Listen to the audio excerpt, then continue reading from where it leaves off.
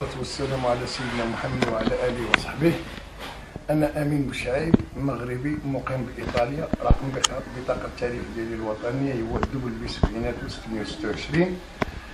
أنا متواجد حاليا في المغرب، قضيت فيه واحد أسبوعين، ولكن تفاجأت واحد مفاجأة غريبة وخطيرة، هو أن الوقت اللي خبرني المحامي ديالي بأن هناك تنظيمات جديدة فيما تخص العقار، المحافظة العقارية، وعبر الصدفة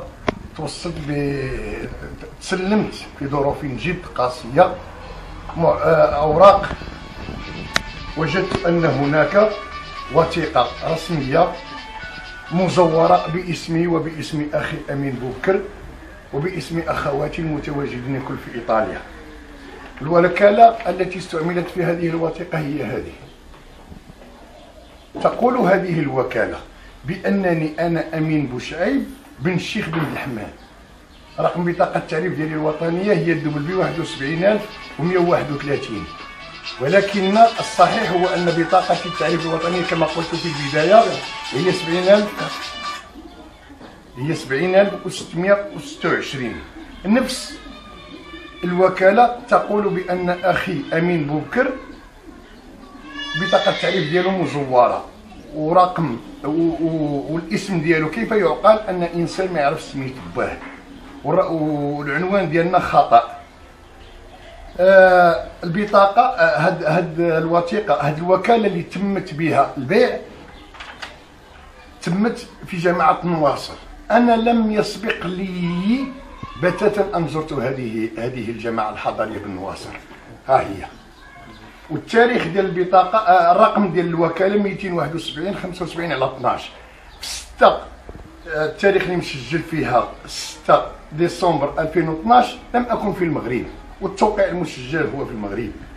وهذه الوثيقة ما خدتها ب 66 كشيفة، لأن الناس اللي في المحافظة العقارية الوقت اللي تتمس هذه الوثيقة تخص خمسة العقارات محفظة، يعني 2754 على 15 و2755 على 15 و2756 على 15 و2757 على 15 و2758 على 15. وهاد العقارات هو إرث من أجداد جدادنا، ماشي غير حنا بوحدنا اللي وارثين فيها، ولكن حنا من الناس الورثة حيدونا حنا ودخلوا هاد الناس بوثيقة عدلية فيها رائحة الزور، لأن في الوكالة التي يجب أن يعتمد عليها بأن أخي محمد أمين بن الشيخ اللي كاتبين لي في الوكالة، بيد أن العدولات كتبوا بأن أمين محمد بن حمد.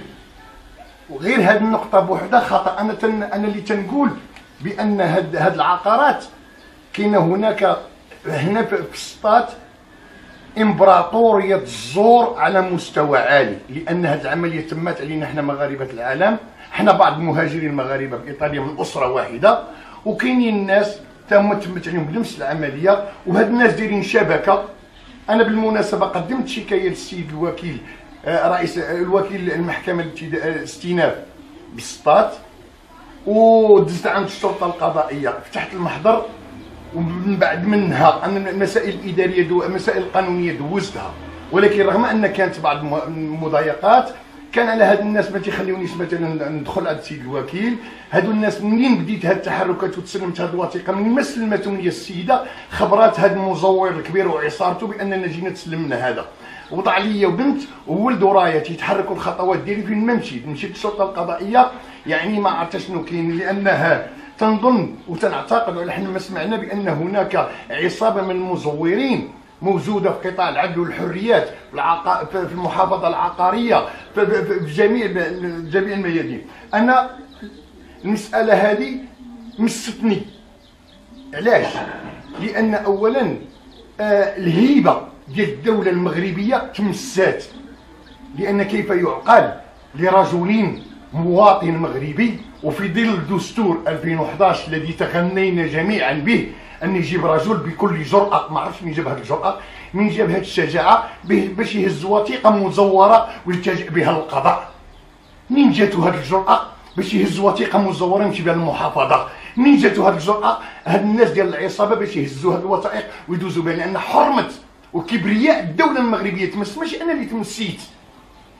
تصور ان المستثمر الاجنبي لو علم بان الزور سهل في المغرب واش غادي يجي يستثمر شي ريال هنا في المغرب؟ لا اعتقد، لا اعتقد.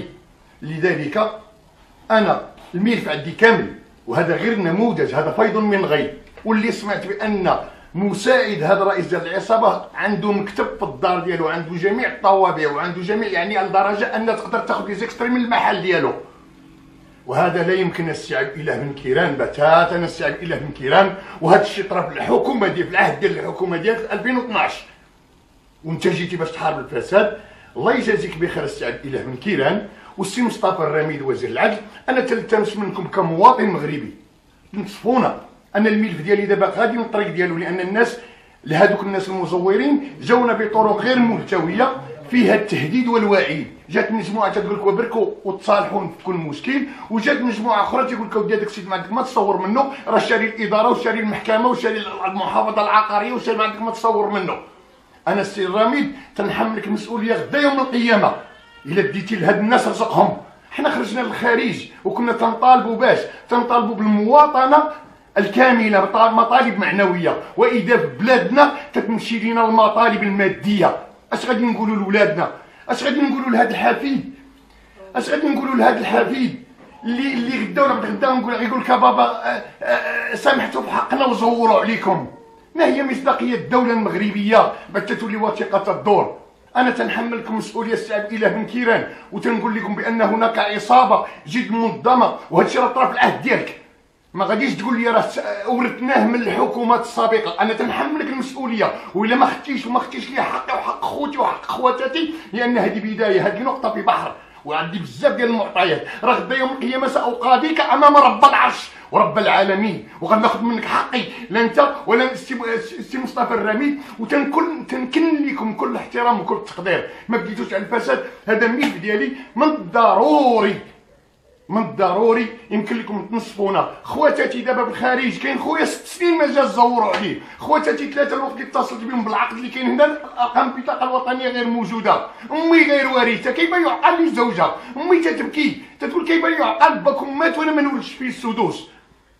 الله يجازيكم بخير، الله يجازيكم بخير، الله يجازيكم بخير. متعوا الملف ديالي، انا ما تطلبش منكم تدخلوا صالحي، متعوه بجميع ضمانات النزاهه والشفافيه. واذا كنا غالطين حنا نمشيو للحبس، وهاد المزورين يجب ان يستأصلوا، لان توجهوا للجهه وما توجهوش للاقتصاد والتنميه، توجهوا للجهه المستقبليه بالزور. والسلام عليكم ورحمه الله تعالى وبركاته.